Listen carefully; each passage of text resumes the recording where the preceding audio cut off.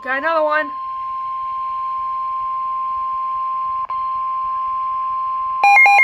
Another tornado warning.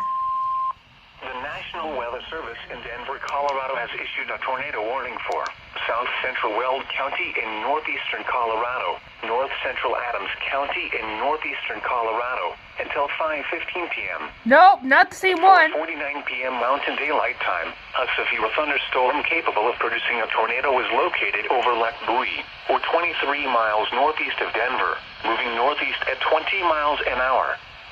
Hazard, tornado. Source, radar indicated rotation.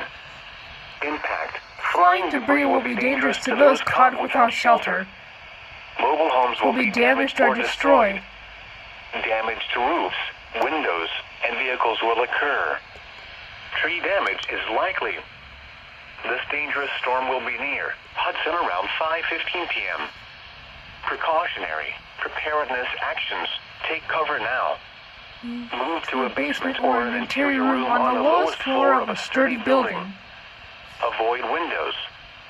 If you are outdoors, in a mobile home, or in a vehicle, move to the closest substantial shelter and protect yourself from flying debris. Double hitter. This is NOAA All Hazards Radio.